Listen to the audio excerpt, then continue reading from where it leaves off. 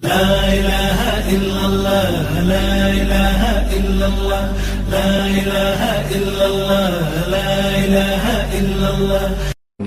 آج ایسوں کو خریدا گیا ہے جن کا نام صرف مسلمان رکھا گیا ہے، کچھ عورتوں کو بھی کچھ مردوں کو بھی۔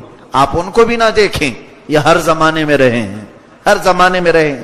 اسلام کے خلاف ایسوں کو استعمال کیا جاتا ہے، اور مجھے تو اس بات کا بھی شک ہوتا ہے، میں نے اسٹڈی کی ہے یہودی مذہب پر، تقریباً 4 سال ریسرچ کیا ہے، تبھی اتنا زیادہ بولتا ہوں ان کے متعلق۔ یہودیت میں ایک فرقہ ہے ڈونما فرقہ اس کو کہتے ہیں، یہودیوں کا ایک فرقہ ہے۔ ان کا کام کیا ہے جانتے ہیں آپ؟ ان کا کام صرف یہ ہے کہ وہ اپنے بچوں کا نام مسلمان رکھتے ہیں۔ جتنے بھی یہودی، ان کے گھر میں جو بچہ پیدا ہوتا ہے ان کا نام مصطفیٰ ہوتا ہے، مرتضی ہوتا ہے، محمد، احمد، عبداللہ، یہ نام رکھتے ہیں اپنے بچوں کے، اور ان کو پڑھاتے بھی ہیں، قرآن کا حافظ بھی بناتے ہیں، سب کرتے ہیں، اور اس کے بعد پھر اسلام کے خلاف لا کر کھڑا کرتے ہیں۔ آپ کو اگر تاریخ معلوم ہے تو سلطنت عثمانیہ، عثمانی خلافت، ایمپائر آف عثمان، یہ 700 سال تک چلی، ترکی کی عثمانی خلافت، جس میں 3 بر اعظم آتے تھے، ایشیا، افریقہ، یورپ۔ بہت بڑی ایک خلافت چلی، یہ 1921 میں گر گئی، 700 سال کے بعد۔ خلافت عثمانیہ ترکی کی، جو سعودی عرب پر بھی ترکیوں کی حکومت تھی، وہی خلافت عثمانیہ کی۔ وہ عاشقان مصطفیٰ تھے، سچے ایمان والے تھے، کئی بادشاہ اس میں گزرے ہیں۔ ان میں سے ایک بادشاہ کا میں نے جب پڑھا تھا، اللہ اللہ کیا ان کا ادب تھا۔ مدینہ طیبہ سے استنبول کے لیے انہوں نے ٹرین شروع کی تھی، ٹرین کی پٹریاں بچھائی تھی، آج بھی وہ لائن بچھی ہوئی مدینے میں ہے، اور ترکی ریلوے اسٹیشن اب بھی موجود ہے مدینے میں، جا کر دیکھ سکتے ہیں آپ۔ سلطان عبدالحمید ثانی جب یہ مدینہ طیبہ سے استنبول ترکی کے لیے انہوں نے لائن بچھائی، اس زمانے میں جب ٹرین کو چالو کیا تو کوئلے کا انجن بھڑ بھڑ بھڑ بھڑ آواز آنے لگی، تو سلطان عبدالحمید ثانی جو اوپننگ کے لیے آئے تھے، ان کے ہاتھ میں کوڑا تھا، وہ کوڑا اٹھا کر کے اس ریل کے انجن کو مارنا شروع کیا، اور کہا شہر رسول میں اتنی بلند آواز، حضور کے مدینے میں اتنی تیز آواز تیری، انجن اس وقت جو بند پڑا آج تک ویسی ہی، آج تک 100 سال کا عرصہ ہونے کو آیا، پھر وہ نہیں چلا۔ ایسے عاشقان رسول تھے یہ ترکی۔ مصطفیٰ کریم صلی اللہ علیہ وسلم کی مسجد کو انہوں نے بنایا تو ایک اینٹ کو بھی حضور کے دربار کے سامنے کٹ نہیں کیا، 12 کلومیٹر دور لے جاتے تھے، اینٹ کاٹ کر کے لا کر لگاتے تھے کہ کاٹنے کی آواز بھی حضور کے دربار میں نہ آئے۔ ایسے عاشقان مصطفیٰ تھے۔ ان کی خلافت کو ختم کس نے کیا؟ کس نے ختم کیا؟ یہی ڈونما فرقہ۔ ترکی میں ایک شخص آیا، مصطفیٰ کمال باشا اتاتورک، اس کا نام آج بھی لیا جاتا ہے تاریخ میں، اس کو ایک ریولوشن لانے والے آدمی کے حیثیت سے جانا پہچانا جاتا ہے، انقلابی شخصیت مصطفیٰ کمال باشا۔ اس کی ریولوشن شروع ہوئی، اس نے ایک نیا طریقہ ترکی میں شروع کیا کہ یہ خلافت عثمانیہ جو تھی وہ اسلامی قانون نافذ کرتے تھے، اسلامی سزائیں دیتے تھے، اسلامی عدالت ہوتی تھی، سب طریقے اسلامی ہوتے تھے۔ دوسری جنگ عظیم کے بعد پھر یہ جو ہے مصطفیٰ کمال باشا کی تحریک زور پکڑ گئی اور خلافت عثمانیہ ختم ہو گئی، جس میں فرانس، انگلینڈ نے بہت ساتھ دیا مصطفیٰ کمال باشا کا۔ ترکیوں نے بھی اسے ہاتھوں ہاتھ اٹھا لیا کہ ایک نیا کچھ لے کر کے آیا ہے۔ اس کا نیا پن کیا تھا مصطفیٰ کمال باشا کا؟ 11 سال اس نے ترکی پر حکومت کیا اور سارے اسلامی قانون ترکی سے ختم کر دیا، سارے اسلامی قانون مٹا دیا اس نے۔ عورتوں کو پابندی لگائے کہ کوئی حجاب نہ پہنے، ہمارا دین آسان ہے، اسلام کے نام پر حافظ قرآن بننا منع ہے۔ مدرسوں کو اس نے ختم کروا دیا تھا، پورے ترکی سے مدرسے نہیں تھے۔ یہ 1921 کی بات میں بتا رہا ہوں آپ کو، وہاں سے مدرسے ختم، اور جو علماء تھے امامہ پہنتے تھے، ان کے امامے اتار دیے گئے، ان کو سوٹ بوٹ پر لے کے آ گئے۔ آج بھی ترکی میں اس کا اثر دیکھنے کو ملتا ہے۔ کسی ترکی حافظ قرآن کو اگر آپ بلائیں گے تو سوٹ میں ہی نظر آئے گا آپ کو، ٹائی سوٹ بوٹ میں ہی رہے گا، وہ حافظ قرآن ہوگا۔ اس نے یہ ساری چیزیں بدل ڈالی 11 سال کے اندر، پورے اس کو ایک ریولیوشن، نئی تحریک کے طور پر اٹھایا گیا تھا۔ نام کیا ہے؟ مصطفیٰ کمال بادشاہ۔ تاریخ آپ پڑھو پتہ چلے۔ اور 11 سال کے بعد جب وہ ختم ہوا تو پوری ترکی کو اس نے برباد کر رکھا تھا، فوج کو نیوٹرل بنا دیا تھا، یورپ کا اس میں دخل بہت زیادہ، امریکہ کا، برطانیہ کا، فرانس کا بہت انٹرفیئر ترکی میں۔ انہوں نے 100 سال ایگریمنٹ بھی کر دیا، فاسفورس ایگریمنٹ آج بھی وہ موجود ہے کہ ترکی کے جو سمندر کے بندرگاہ ہیں، ترکی وہاں سے ایک پیسہ بھی حاصل نہیں کر سکتا۔ 1923 سے 2023 تک کا ایگریمنٹ ہے، چند سالوں میں وہ ایگریمنٹ ختم ہو جائے گا۔ یعنی اس بندرگاہ سے، پورٹ سے ترکی کو کوئی انکم نہیں، اس پورٹ سے جتنے بھی جہاز گزریں گے اس کی ساری انکم یورپ کو جائے گی۔ آج بھی کہنے کو اسلامی ملک ہے ترکی، مگر اس کے اپنے ملک سے بندرگاہ سے وہ پیسے نہیں لے سکتا، ٹیکس نہیں لگا سکتا۔ 100 سال کا ایگریمنٹ، یہ سب کس نے کیا تھا؟ مصطفیٰ کمال بادشاہ نے۔ مسلمانوں کو اچھی طرح سے اس نے توڑا تھا۔ 11 سال کے بعد پتا چلا کہ وہ مسلمان ہی نہیں تھا۔ نام کیا ہے؟ مصطفیٰ کمال بادشاہ۔ اور وہ ایک بہت بڑا قائد اور لیڈر بن کر کے مسلمانوں کا نئی تحریک چلا کر کے ترکی پر حکومت کیا۔ بعد میں علماء نے بتایا کہ وہ یہودی دونما فرقے کا آدمی تھا، جو یہودی اپنے بچوں کا نام ہی مسلمان رکھ دیتے ہیں، یہی فتنے اور فسادات کے لیے۔ میرے عزیزوں، ہم تو غفلت کی نیند سو رہے ہیں، ایسے کئی لوگ ہماری امت میں داخل ہوتے ہیں صرف ہمارے عقیدوں کو گمراہ کرنے کے لیے، ہمیں توڑ پھوڑ کرنے کے لیے۔ آج جن مسلمانوں کو یہاں کھڑا کیا جاتا ہے اور جو برقعے والی یہاں پر پارلیمنٹ کے پاس یا سپریم کورٹ میں اسلامی لا کے خلاف مقدمہ دائر کر رہی ہیں، انہیں پہچانو، ان کے برقعے اٹھاؤ تو پتا چلے کہ یہ کس جماعت کی ہیں۔ یہ ہے ہی نہیں، اسلام سے ان کا تعلق ہی نہیں۔ میرا تو یقین یہ اور وجدان یہ کہتا ہے، جس عورت کو ذرا برابر رائی کے دانے کے برابر بھی یہ یقین ہو کہ وہ سیدہ کائنات فاطمۃ الزہرا کی کنیزہ ہے، وہ تو پارلیمنٹ اور سپریم کورٹ تو دور کی بات، وہ اپنے گھر کی دہلیز انگلنے کو بھی 1000 بار سوچے گی۔ الحمدللہ، یہ کون سی عورتیں ہیں جن کو برقع پہنا کر کے لایا جا رہا ہے؟ ہمیں بیوقوف بنانے کی کوشش کی جاتی، یہ مسلمان ہے نہیں۔ اور جن لوگوں کو ایک مکھوٹا بنا کر کے پیش کیا جاتا ہے، دیکھو ہمارے سامنے بھی مسلمان ہیں، کیا جبہ ٹوپی پہنانے سے کوئی مسلمان ہو جاتا ہے؟ کیا یہ داڑھی رکھوا دینے سے کوئی مسلمان ہو جاتا ہے؟ اسی لیے ہمارا دین ظاہری کیفیت کا نام نہیں ہے، ہمارا دین تو ایمان کا نام ہے جو قلب میں موجود ہے۔ عزیزان گرامی، اس ترکی کی اس تباہی اور بربادی کو جو ایک شخص نے برباد کیا تھا، 100 سال ہونے کو آ گئے، آج 100 سال کے قریب آ گیا۔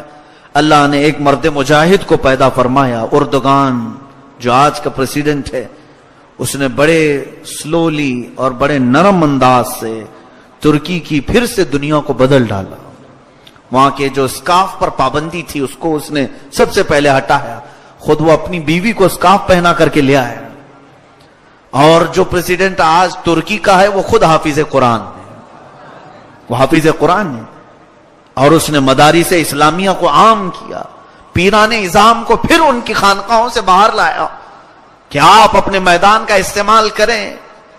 اس کے زمانے میں پھر ایک مرتبہ ایسا بھی ہوا تھا، تاریخ کو آپ کو معلوم ہوئی، چند سال پہلے فوجیوں نے، وہاں کی ملٹری نے اس کے خلاف بغاوت کی تھی، صدر کو گرانے کی کوشش کی، لیکن اللہ تعالیٰ کی حفاظت ایسی کہ ترکی عوام کا یہ مقبول لیڈر تھا، وہ ترکی عوام پوری سڑکوں پر آئی اور فوجیوں کے ان تمام بڑی گاڑیوں کے پہیے کے نیچے سو گئی، تو ان کو شکست ہو گئی۔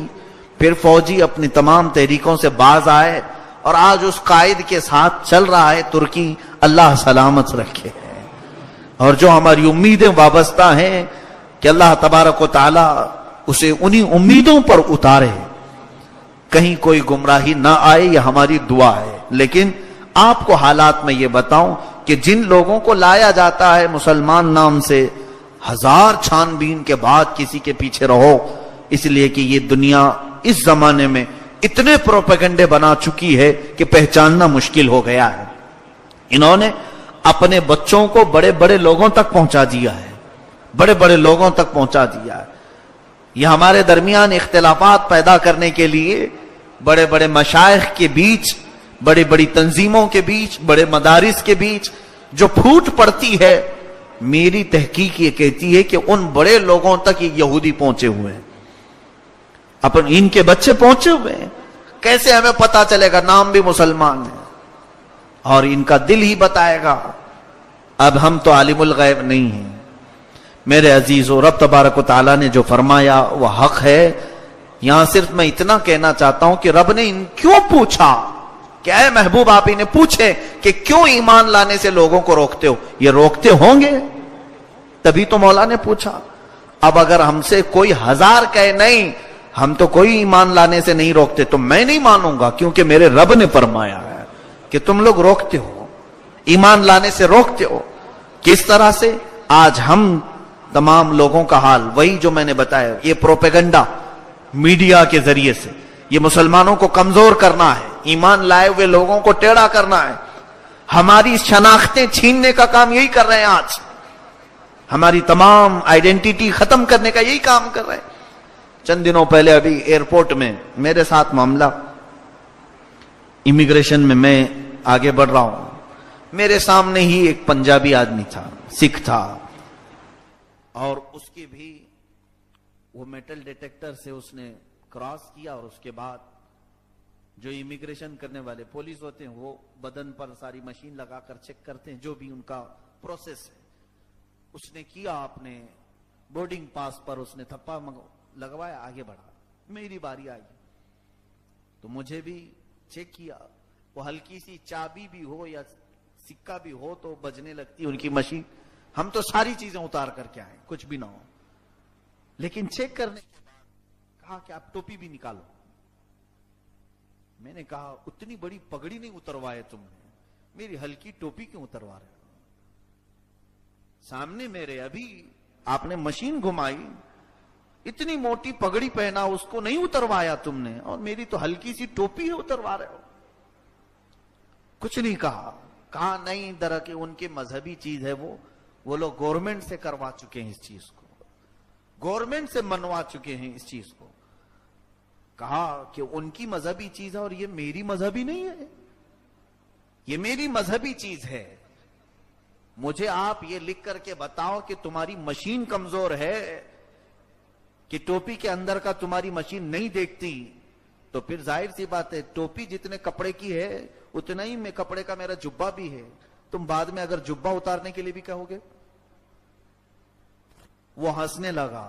کہا کہ نہیں ٹھیک ہے، چلو آپ جس طرح سے ویسی ہی رہو. ٹوپی کے اوپر سے اتارا. تھوڑی دیر کے لیے دل میں یہ بات آئی، یہ حرکت کیوں کی جا رہی ہے؟ کیوں کی جا رہی ہے؟ جان بوجھ کر کے. وہ مشین ٹوپی کیا 10 ٹوپیاں پہن لوں تب بھی وہ چیک کرے گی، تب بھی چیک کرے گی. ارے میاں بڑے بڑے سوٹ کیس وہ چیک کرتی ہے، جو پلاسٹک کے ہوں، فائبر کے ہوں، تو کیا ٹوپی کے اندر کی چیز نہیں چیک کرے گی؟ اسے ساری چیزیں اس پولیس والے کو بھی معلوم ہے. لیکن یہ حرکت ہمیں ہرٹ کرنے کے لیے، ہمیں ہرٹ کرنے کے لیے کہ تمہاری ویلیو کچھ بھی نہیں ہے یہاں پر، ہم تمہیں کبھی بھی ننگا کر سکتے ہیں. تھوڑا دل رویا اس بات پر کہ یہی ہماری آج پوزیشن ہے، کہ ہماری تاریخ یہاں پر ایسی ہے کہ ہم نے ہزاروں کو تعلیم سے آشنا کروایا. آج ہندوستان میں ہماری کیا قربانیاں نہیں ہیں. جس قلعے پر کھڑے ہو کر پورا بھاشن دیتا ہے ہمارا پی ایم، وہ ہماری تو جائیدادیں رہی ہیں، وہ ہماری ہیں. اس ملک کو اگر عجائبات میں سے کسی نے پہنچایا ہے تو وہ اسلامی سلطنتیں پہنچائی ہیں. بعد میں کیا بنا ہے؟ ساری چیزیں اسلامی ورثہ یہاں پر موجود ہے، چاہ کر کے بھی ختم نہیں کرو گے۔ تاج محل کو تم تیج محل بنا دو کہ تو کیا تاریخ ختم ہو جائے گی؟ تاریخ ختم ہو جائے گی؟ تاریخ تو وہی رہے گی، نام بدلنے سے کچھ ہوگا نہیں۔ لیکن افسوس اس بات کا ہے میرے عزیزوں، جو حالات آج یہاں پیدا کیے جا رہے ہیں وہ صرف اور صرف ہمیں ہرٹ کرنے کے لیے کہ ہم اتنا عاجز آ جائیں کہ ہم دین کو چھوڑ دیں اور یہ کہنے لگیں نہیں یہ اسلام ہی نہیں چاہیے مجھ کو۔ کوئی کمزور عقیدے والا ہو تو وہ ایسا کہے، اس لیے یہ پورا ماحول بنایا جا رہا ہے۔ اور آپ دیکھ نہیں رہے، ایک جگہ جماعت پوری کھڑی ہے، چند اوباش نوجوانوں کو کھڑا کر کے کسی ایک مسلمان پر حملہ کرو، اسے مارو، اس کی ویڈیو بناؤ، وائرل کرو۔ کیوں؟ خوف اور دہشت تمہارے دلوں میں آ جائے۔ روز سن سن کر کے ایک دن تھک جائے گا اور کوئی نیوٹرل آدمی کہنے لگا یار یہ اسلام ہی برا ہے، معاذ اللہ۔ وہ اس حد تک تمہیں لانے کی کوشش کر رہے ہیں کہ تم یہاں تک آ جاؤ سوچنے پر، کبھی یہ خیال بھی آنے نہ دینا۔ یاد رکھو مولا نے فرمایا قل جاء الحق وزهق الباطل، اے محبوب آپ فرما دے حق کو آنا ہی ہے اور باطل کو مٹنا ہی۔ ایک دن غلبہ تو آئے گا ہی۔ رب تبارک و تعالی ہماری آزمائشوں کا یہ وقت گزر رہا ہے، انہوں نے جو آج حالات بنائے یہ ہمیں ہرٹ کرنے کے لیے اور کمزور کرنے کے لیے۔ آج لوگ ڈر رہے ہیں اسلامی تعلیم پڑھنے سے۔ اب دیکھو مدرسوں کے خلاف ایک پروپیگنڈا بنائیں گے، مدرسوں میں دہشت گردی سکھائی جاتی ہے، ٹیررسٹ بنایا جاتا ہے۔ کیوں؟ ان کو معلوم ہے کہ مدرسے میں کچھ بھی نہیں ملتا۔ میاں مدرسے میں ہم زندگی گزار کر کے آئے ہیں، صحیح طریقے سے بیٹھنے کی چٹائیاں نہیں ملتی ہیں، کہاں گولہ باری ہوگی، کہاں بندوق ملے۔ وہاں تو بہت سارے ہندوستان کے مدارس ایسے ہیں کہ جو طلبہ ہمارے پڑھ کر کے عالم بن کر کے آتے ہیں، ان سے ذرا پوچھو۔ مجھے خود یاد ہے ہمارے زمانے طالب علمی میں، میں نام نہیں ذکر کر رہا ہوں، الحمدللہ جس ادارے میں ہم پڑھے ہیں، جس مدرسے میں، دال جو بنتی تھی اس کے بارے میں لوگ یہ کہتے تھے یہ دال ایسی ہے اس سے وضو بھی کرنا جائز ہے۔ اتنی پتلی دال ہوتی تھی کہ پورا پانی ہوتا تھا اوپر، اور ہلدی کا پانی۔ یہ میں کوئی سنی سنائی بات نہیں کر رہا ہوں، اپنے زمانے کی بات کر رہا ہوں۔ اور جہاں طلبہ ایسی چیزیں کھاتے ہیں اور پھر سونے کے لیے، میرے خود کی بات بھی میں بتا دوں کہ میں جس ادارے میں پڑھتا تھا جگہ کی تنگی تھی اور بارش کے موسم میں چھت ٹپکتا تھا، تو باری باری ہم 2 طالب علم سوتے تھے۔ میری باری رات کے 2 بجے کے بعد آتی تھی اس جگہ پر سونے کے لیے، اور جو سوتا تھا وہ 10 بجے ہی سو جاتا تھا اور 2 بجے اٹھ کر کے مجھے اپنی جگہ دے دے۔ 2 بجے کے بعد میں سوؤں بارش کے دنوں میں کہ اس جگہ پر پانی ٹپکتا ہے، باری باری سوتے ہیں۔ ان طلبہ کے بارے میں تم کہتے ہو کہ یہ ٹیررسٹ ہوں گے، دہشت گرد بنایا جاتا ہے۔ چھان مار لو پورے ہندوستان کے مدارس کو، میاں ہمارے ہاں چاقو نہیں ملتی مدرسے میں، کہاں کی بندوق ملے گی؟ لیکن یہ تمام حالات کیوں بنائے جا رہے؟ ان کفار و مشرکین کو بھی معلوم ہے، یہ سخت ترین دجالی قوم RSS کو بھی معلوم ہے کہ مدارس میں کچھ نہیں ہوتا، لیکن بولو ایسا کہ آپ مسلمان اپنے بچوں کو مدرسہ بھیجنا ہی بند کرتے ہیں، اور وہ کر دیا آپ نے، سب نے آج کر دیا ہے سب نے۔ یہی سن سن کر کے مولانا بنے تو لوگ جو ہے پیچھے پڑ جاتے ہیں، پتہ نہیں ہمارے بچوں کو کہاں مار ڈالیں گے۔ ابھی ان لوگوں نے ٹرین میں ایک حافظ قرآن کو مار دیا، دلی میں قتل کر دیا، تراویح سنا کر کے جا رہا تھا وہ حافظ، اسے مار ڈالا۔ پورے ہندوستان میں خبر پھیلائی گئی۔ کیوں مارا جانتے ہیں آپ؟ یہی ڈر پیدا کرنے کے لیے کہ آئندہ کوئی بھی مسلمان اب مدرسوں کو بھیجنے سے بچ جائے اپنے بچوں کو۔ تمہیں یہ کہاں تک لے آئیں گے، کہاں تک لے آئیں گے؟ وہ ایک لمٹ پار کر جائیں گے۔ اس لیے اپنے دین اور اپنے ایمان پر ڈٹے رہو کہ میں جس دین کو مان رہا ہوں وہ حق ہے اور حق رہے گا، اور اللہ تعالیٰ کا دین ہے۔ ہزار ایسی آفتیں آئیں، لیکن ایک بات یہ بھی یاد رکھیں کہ آج تم سمجھوتا کر لو گے اگر حالات سے، تو کل بلال حبشی کو بھی منہ دکھانا پڑے گا، کل حضرت خباب بن الارت کو بھی قیامت کے دن منہ دکھانا پڑے گا۔ وہ اگر تم سے پوچھیں مجھے تو گرم ریت پر لٹایا جاتا تھا، انگاروں پہ سلایا جاتا تھا، پھر بھی ہم نے اللہ اللہ کہنا نہیں چھوڑا، اور تم نے ہندوستان میں چھوٹی سی باتیں کیا ہونے لگی، سب کچھ چھوڑ دیا۔ قیامت کے دن آپ کو بھی جواب دینا پڑے گا۔ عزیزان گرامی، یہ حالات بد سے بدتر آج بنائے جا رہے ہیں۔ یہ ٹولیاں بنا کر حملے کرنا کس لیے؟ خوف اور دہشت۔ داڑیاں پکڑ کر کے انہیں کوئی اور کفریہ بات کہنے پر مجبور کرانا اور اس کا ویڈیو بنا کر وائرل کرنا۔ کیوں؟ اس لیے کہ پوری قوم حضور کی سنت کو ختم کر دے۔ میاں یہ لوگ کہیں پر بھی داڑھی کو دیکھیں گے تو پکڑیں گے، ماریں گے۔ میں یہ سوچتا ہوں کہ اتنی بزدل قوم تو مسلمان ہو ہی نہیں سکتی، اپنے نبی کے اعمال کو اتنی آسانی سے نکال کر گٹر نالیوں میں پھینک دے۔ پھر کیا تمہارے پاس اگر ایسا وقت آ جائے معاذ اللہ، میں پوچھوں، ہمارے پاس منہ مبارک رسول اللہ صلی اللہ علیہ وسلم کا موجود ہے، اس کے لیے آپ کیا کر سکتے ہو؟ میں تو اپنی جان دینے کو تیار ہوں نبی کونین صلی اللہ علیہ وسلم کے لیے۔ آپ کیا کر سکتے ہو؟ آپ کا بھی یہی عقیدہ ہے کہ ہم حضور کے ایک چھوٹے سے بال کے لیے اپنی جان دے سکتے؟ آپ کا عقیدہ ہے، لیکن یہ جو حالات بنائے جا رہے ہیں، تم نے ساری چیزیں چھوڑنا شروع کر دیا ان کے ڈر سے۔ ایک دن اگر یہ تمہارے پاس یہاں پہنچ گئے اور کہنے لگے کہ یہ تمام چیزیں پھینک دو، تو کیا نبی کے منہ مبارک تم نالیوں میں بہا دو گے؟ تو یہ تو وہاں تک بھی لے آئیں گے، تمہیں وہاں تک لے آئیں گے۔ کیا تمہیں اگر وہ اذانوں کے متعلق یہ کہیں کہ اللہ اللہ ہی کیوں پکار رہے ہو، اب یہ بھی ویڈیو وائرل ہونے لگ گئی کہ اس کے ساتھ تم تو گنگا جمنی تہذیب میں رہتے ہو ہندوستان میں، تھوڑے ہمارے خداؤں کے نام بھی مکس کر کے پکارو۔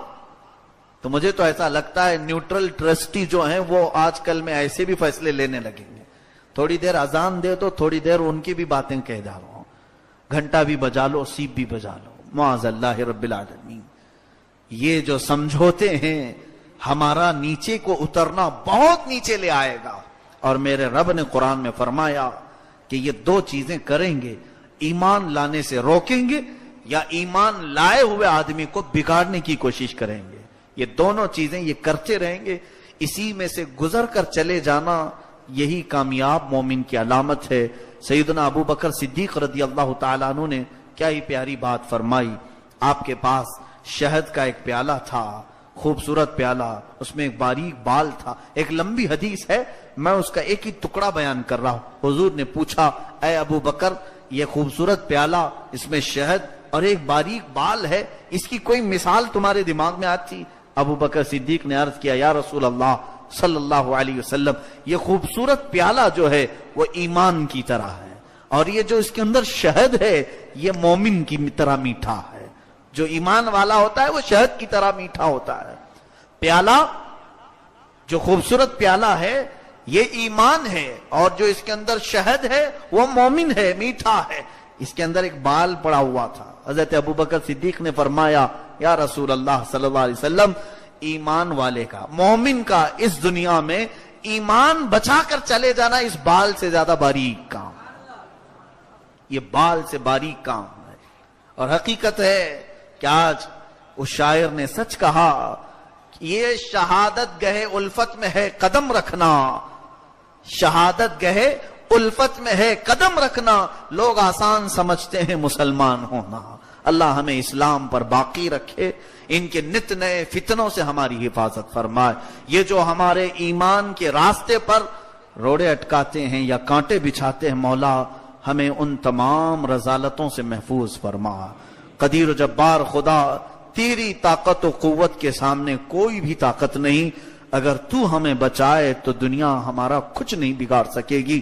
اے رب قدیر، تو اپنی خاص حفاظت میں ہمارے ایمان کو لے لے، ہمارے اعمال کو، ہمارے گھر بار کو، ہمارے اہل خانہ کو، ہماری نسلوں کو، ہمارے بچوں کو، سب کے مولا موت تک ایمان کی تو حفاظت فرما۔ وآخر دعوانا